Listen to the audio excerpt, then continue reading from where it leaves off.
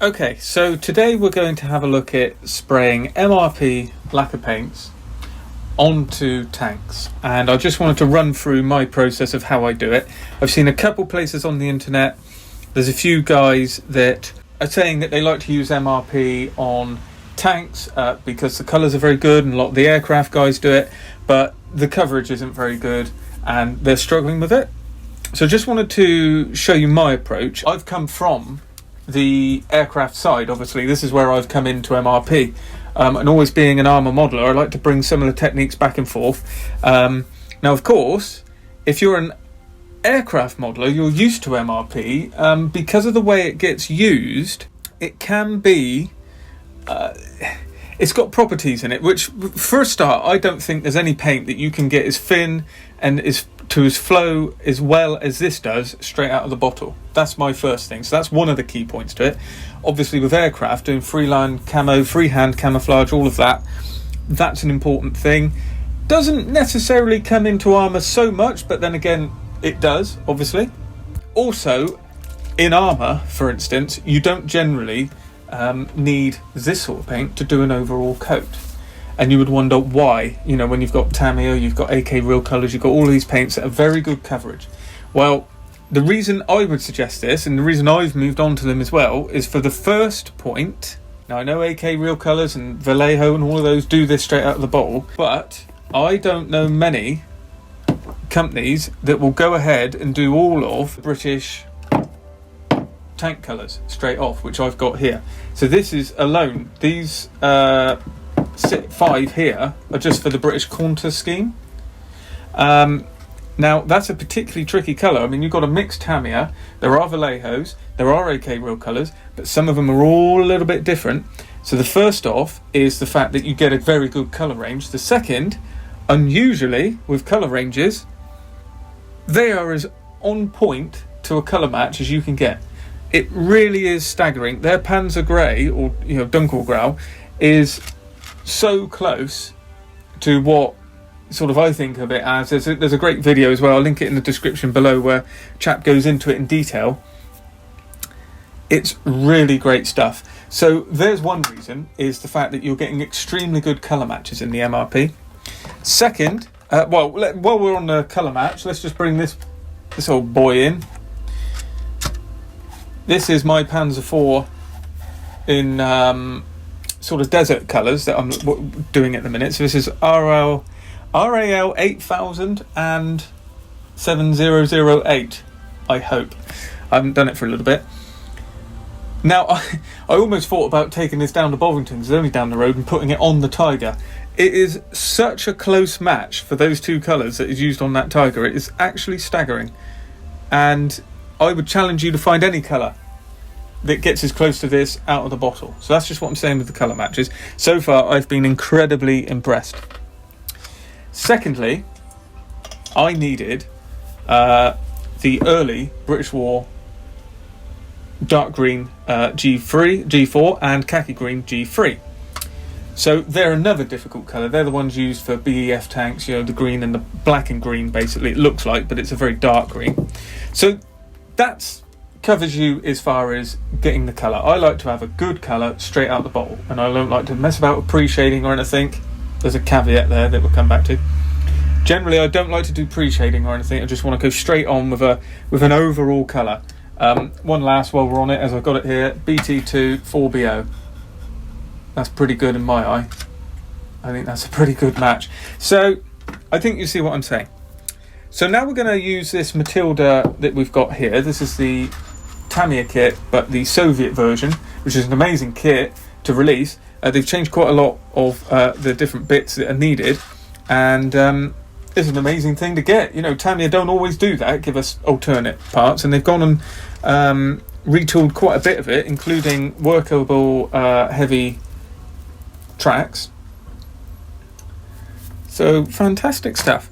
Now this is going to be a model that we're going to go ahead and do some hairspray chipping on, because we're going to actually do a whitewash, but that's not in this video. We're going to use this section to show you how I go about just putting on one colour. So we'll get rid of that disruptive colour.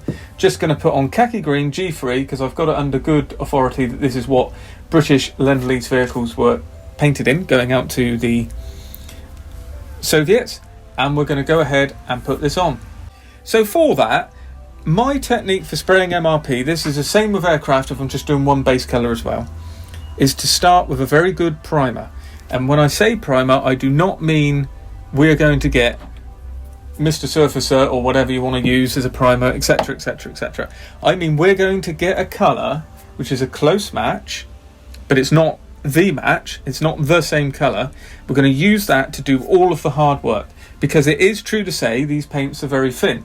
Now if we went straight over this as it is, it would take a number of coats to actually get that to cover, and we would see the paint going down the bottle, and we would see that we've used quite a lot.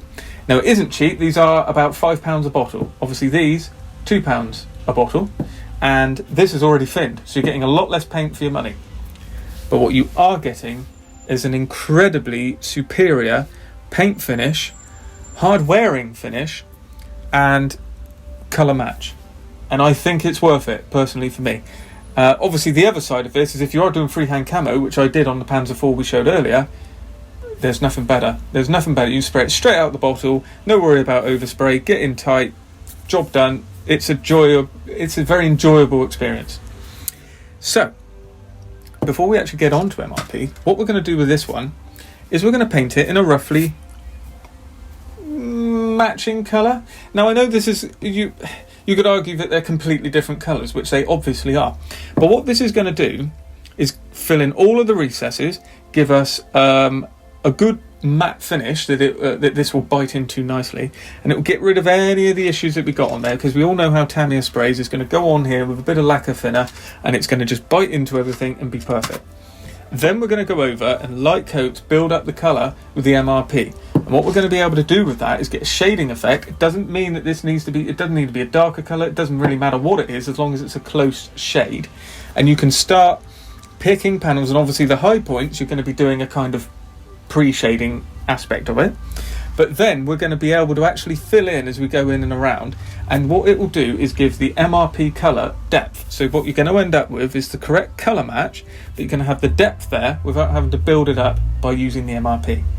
So I'm going to go ahead now and just straight up spray this one in the Tamiya Flat Earth colour with some Mr Levelling thinners, and then we'll come back on camera, we'll spray it with MRP. So this is the model now with a nice base coat of the Tamiya Flat Earth. Another technique you can do is if you're using something like Mr Levelling thinners, you can go over with neat levelling thinners, and that will give you a very nice smooth coat. So as you can see, it's a very nice smooth coat gone down from the Tamiya, and you want to try and make that a key part to what you're doing in this process, especially if you want to get a smooth result at the end. Is every paint layer needs to be smooth. It's not, just put a load of rough paint on and just plaster it on, and when you get the MRP it will fix it. It doesn't work like that. It's the same as a gloss coat. All of that is all about the preparation work. So with the Tamiya or whatever you use as a base coat, you want to make sure that goes on nice and smooth, and it's using the same principles, building up in small layers, thinned paint, and not plastering it on, and trying not to get any dusting in any corners or anything. So we've mixed up the MRP. It is notorious for having the sediment at the bottom, so you want to make sure it's mixed. You can turn it upside down for a little bit before as well, that can help, but obviously make sure you turn it back up the right way before you open it. Leave it a minute or two to settle again, otherwise it will all be in the lid. That is nicely mixed. There you go. We are ready to go using a straw or a pipette, but straws are cheaper, just to get it out of the pot and into the paint cup. And you saw earlier all of the necessary parts have been masked as well. So that's the areas that have base colour straps around the exhaust, around the exhaust pipes that go around the top of the rear deck of the Matilda. And you just saw a glimpse of the airbrush. This is a H&S Ultra, which is using a 0.2 needle. and we're going on at a very nice low pressure, around 12-ish psi, maybe slightly up to 15. You don't want too much at all, because again, I've spoken to guys in my club, the first time we were using this, you'd put it in your colour, into your airbrush, stick it on at, 20 psi, and it's just gone. And it's not, the model isn't painted. There is a different discipline with MRP that you need to just build up slowly in layers. I'm not actually doing it here at the minute. I'm just trying to layer coat on, but you can work in sections. So you could pick where the door is, for instance. You say, right, I'm just going to paint the door, and then I'm going to paint the section that the door's in, and then I'm going to go to this section where the cupola is, and just build it up like that. And that will enable you to not use too much paint. So it's all about the finesse of the airbrushing.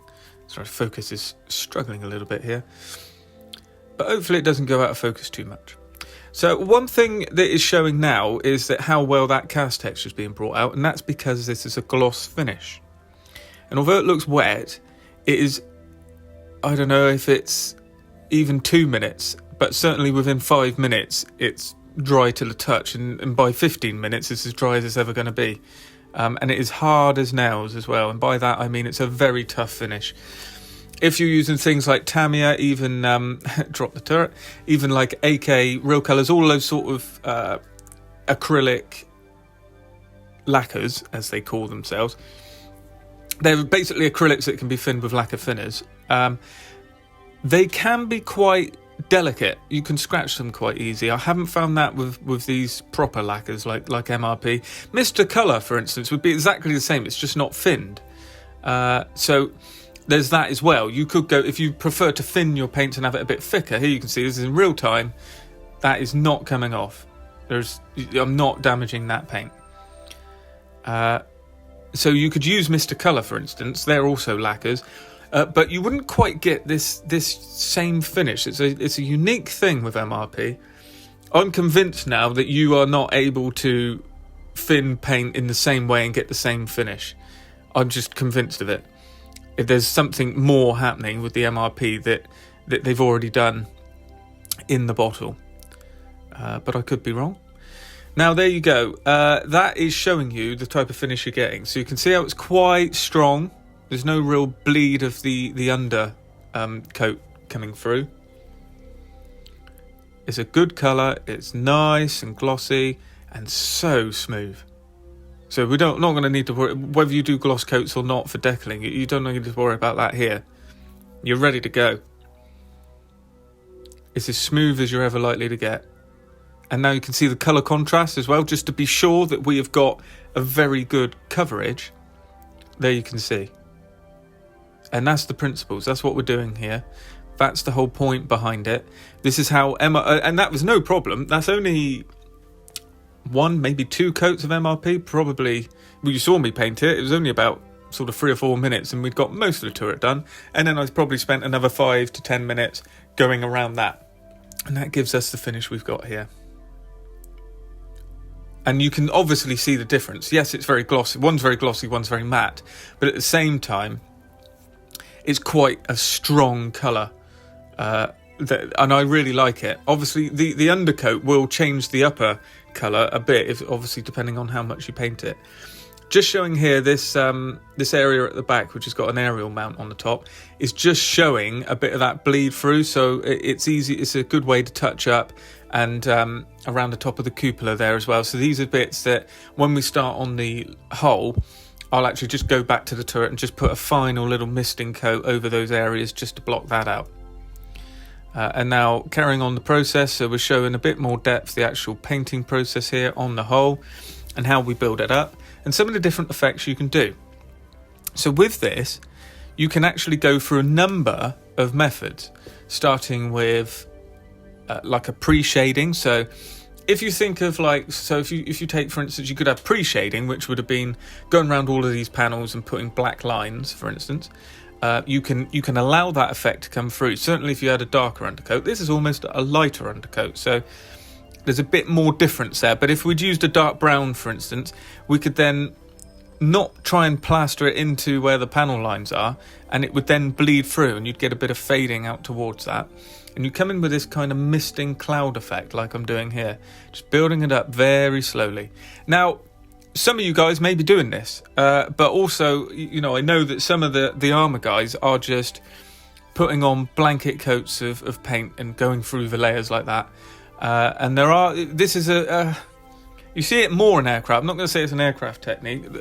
You can do everything in all styles, but this is something that is used a lot more in aircraft, and it does have a very, it has a good lot of use in armour, and just showing you there that you're getting all kinds of tones bleeding through here at the minute. If you don't like that, you just go over with another light layer, and each layer that you put on top is then going to just bleed away and get rid of what's showing through until you're happy with it. So you can stop at any point.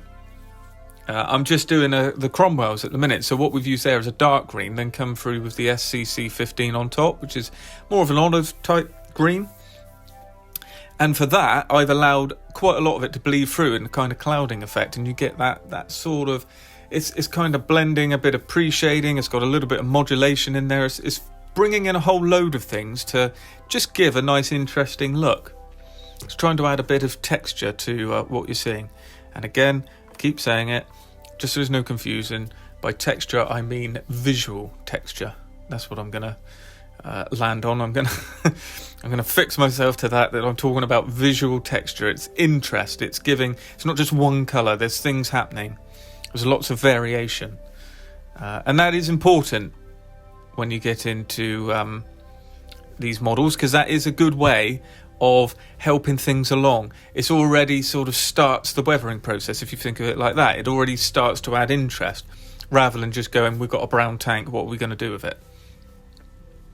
And just showing you now, so if you've got this kind of effect, where you've got some deeper recesses, with the MRP you'd want to start on those, so you go into those recesses, and then you come back over them, as opposed to trying to get to them as well as spraying the higher points. And I must admit, so this back deck here is a little bit more complex. So this has taken a little bit more time to actually get the MRP going into where you want it and building up that depth of colour. But it's not a problem. It's very forgiving paint. So this whole tank was about an hour to get it painted, I've got to be honest. And if you're not looking to have a session for an hour, either do it another day when you can do an hour, or do it in sections. So say, right, I'm going to do both sides of the hull, and then use up your colour cup or pour it back in and come back another day. It's not going to be an issue. You can do it in that. You can do it. Paint this tank over a week in sections if you want. And that is one of the ways you can approach this technique as well. Because you can see how long it's taking, but you can also see the effect at the end. It may just look like one big brown tank, but if you turn it around when you're looking at it and you've got it in your hands, you will see a lot more going on, a lot more tonal variation, visual texture, interest, just from one colour. And that gets even more interesting when you start adding camouflage colours. Next week we're using MRP to paint up a small tank, or tankette, something like that. I'm not sure what it is, we'll see next week. But that's using MRP. So we've got MRP as we've got Tamiya as the base coat actually in that one, because it's a German vehicle. So we've got Tamiya dark yellow, and then we come over the top with a freehand camouflage using the olive green and the red brown for the late war German camouflage. And that takes you into another situation. So there, you're actually using the properties of this paint to actually get a freehand camouflage without having to do masking, without getting tons of overspray, and without getting into the problems we generally get into when we're using things like thin down Tamiya or those sort of thicker paints. This is just showing you here. Now I'm working on this front area. I've just picked this one section, just working back and forth all the way through it. And then we don't worry until that section's done. And you can see in the centre there's a bit of clouding, letting that undercoat come through. And it's a little bit less glossy, if you can see that in the centre. Now you can use that two ways. You can leave it there, or you can use that as a pointer to think, right, I need to put another layer down because it's not that glossy and there's a section in the center. And there we go. That shows you what has been done. You can see that there's a sort of misting, a clouding, but it's not over the top. It's showing up a bit more because it is actually gloss. And once that's matted down, that's going to give a really nice effect. And once it's weathered over the top as well, it will then start to give us a lot of interest as we go forward. If you don't like this, you can go back over with another couple layers and we'll be right there. You can see how much I've used. It's just above the label. This was a new pot. I don't think that's too much for a model of this size. I think that's perfectly adequate. Whilst this was happening as well, painted up the tracks just as I like to, just given a base coat of Tamiya XF85, which is a really nice rubber black. It's a good dark rubber black. And that's how I like to prime my tracks. And we've got the pipes leading into the exhaust running around the back there as well, which has been painted in a lighter colour. Now, I think whether you like this or not, it's certainly a valid technique that I haven't seen used before. I don't see many armour guys using MRP paint. So I thought I'd make this video just to try and give you an explanation of how I do it. Whether it's for you or not, that's a totally different thing. Whether you like the finish or not, again, that's a different thing once again. Personally, I think that this technique, these paints, have a lot of merit and can be used in armour very effectively. You're just seeing there now just how nice it's brought up all of that detail. That cast texture just looks perfect. That's one I've added on top of what was already there. Just using the Mr Surfacer technique. Just tried to enhance it. It's what's showing through is actually the Tamiya moulding. I've just added a little bit more actual texture to it now. Not visual texture, actual texture. And there you go. So hopefully that's of interest. We'll return to back to this model in a few weeks when we start to use it as a hairspray chipping technique video. But as always, thanks for staying tuned. If you like what you see, please consider subscribing to the channel. Give the video a like. Let me know your comments down below. And if you want to follow on with any armour, we've got a playlist for Beginner's Guide to Armour on the channel.